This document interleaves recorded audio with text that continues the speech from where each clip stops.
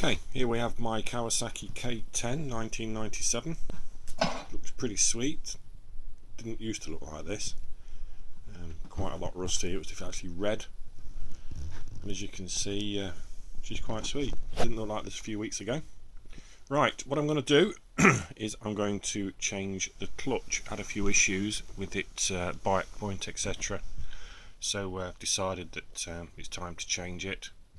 It's already had a major engine overhaul. Everything's sweet, just the clutch plates we're going to change. As you can see, I've already taken off the engine casings and the carburettor, and there was a little bit of an issue with that. That's now been cured, so hopefully things will improve as we go. First things to do is to obviously get it in the correct position in your shed, your work point, so you've got plenty of space around. And what I'm going to do now is I'm just going to take off the exhaust, the kickstart lever, the oil pump cover, and now I should be taking off the oil pump to allow me to get to the rest of the screws that I need to do. So what I'm going to do now, I'm just going to pause the video whilst I complete those tasks. They're not particularly difficult. Having had it apart and back together several times, it comes quite easy. I'll speak to you soon. As you can see, the kickstart shaft's off. I'm now going to remove the oil pump cover. Just I've changed these to Allen key or Allen head stainless steel bolts. Yours will probably be crosshead or Phillips. However, I find that these are better, more modern, and last a lot longer than the normal screwdriver type. So it's just a matter of dropping these off, which will reveal the oil pump.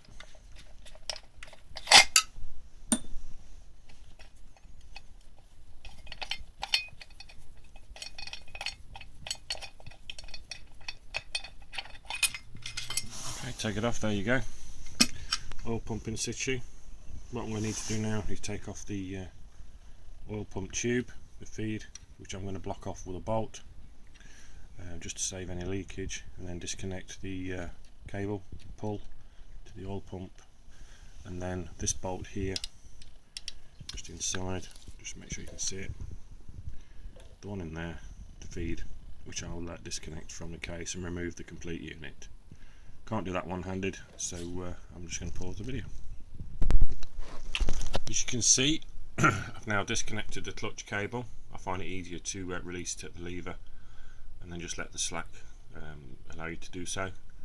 I've also removed the two-stroke oil feed from the engine side and from the pump, and then I've just removed the pump. It's a very easy task, just two Phillips screwdriver screws, machine screws that locate it in place, and that basically leaves it all now free. As you can see, the oil feed cable and the float slide, carburettor slide, are all free, just hanging loose. It might be an idea just put a bag over them, stop any dirt getting on or getting any damage, and that allows you to then have the whole side casing available for abstraction. Next stage is to take off these three, as you can see, those three Allen heads, this one underneath, not forget, and then the screws on the inside, two on the top, and that then allows you to take the case off. However, the exhaust is better off to come off, save struggling, which we're going to do now, and then they're going to drain the oil to a sufficient level to stop messing up the garage floor. So I should just pause it again whilst I complete those tasks, and then hopefully we should be in a position to take the side casing off. This is obviously with the engine in the bike. It makes it a lot easier if it's on the bench. However, you know, we're not going to go to that extent at this time. As you can see, now the exhaust's off. Actually just place it well out of the way, save tripping over it. As you can see, it now gives you full access to all the relevant bolts, machine screws that you need to do.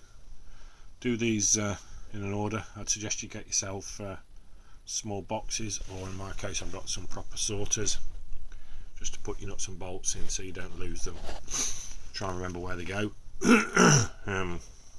It's sometimes difficult, especially if you take a rest between doing it, as to which ones go where. but it's not too difficult. It's quite easy. As you can see, I've taken the exhaust off completely, and now what I'm going to do is just drain off some oil to allow me to take the side casings off. So I'm going to do that now, and then I'll come back to you when I've got them off. Okay, just a quick top tip. Obviously when you're draining the oil you need to catch it in. If you've got a proper oil catcher, that's great. Use that. Obviously most of us haven't. It's quite a bit of expense just to go for draining a bit of oil. So what I tend to use on the bikes are milk containers. If you get the 2 litre one, you can basically cut a square hole in it, keep the cap on, and then when you drain your oil into it, you can use the draining hole or the cap to pour it into a suitable container for disposal at your local council. So that's another top tip for you. You don't need to go and buy expensive stuff, spend a lot of money, gets the same result. If you've got a funnel and a tray, whatever, you can drain it into that, but that's what I use anyway. Okay, as you can now see, I've got the casing off. Not very difficult, but then again I had it stripped down about a week and a half ago, so it wasn't too bad. Okay, there's the offending item, the clutch plate, the clutch drum, and the kickstart shaft wasn't returning correctly, so I'm just going to retension that, check the spring for any weakness, replace it if necessary. Okay, there's your clutch. I'm going to be taking that apart in a moment, and we'll see what damage there is, if any. And our warn is, just remember to keep things clean and tidy, and to keep things in order. So I'm going to do that now, and then I'll show you the next stage. But basically we're going to undo those 6 spring bolts in the middle of the clutch, and then remove the clutch plates. As you can see, I've now removed the 6 clutch bolts and springs. They're suitably in my container below. And as you can see, looking at this, there's the basket is actually held by a circlip, which is in the middle of the picture there. That needs to be removed. I just normally use a flat blade screwdriver and get that out there. And then the whole clutch assembly should come apart. It is important to remember the order in which the plates go and the friction plates, just for make reassembly a little bit easier. But hopefully you've got a service manual, you'll be able to figure that out. Okay, that's the offending spring. I'm going to check that in a moment and retension it, and I'll show you after it's been dismantled. Right, as you can see, I've got the clutch plates out and on the workbench. All I'm going to do now is just inspect them for damage and wear. These look pretty worn, to be fair. They're not too badly. I'm going to check the friction plates for damage, and really got to wait now until such time as the other clutch plates, new clutch plates, arrive with the springs. But yeah, not looking too bad at the moment. Should be able to do this job in realistically about an hour to change. It's not a major issue and quite simple. So until we receive the new ones, when I show you how to reassemble and torque it up, take care and good luck.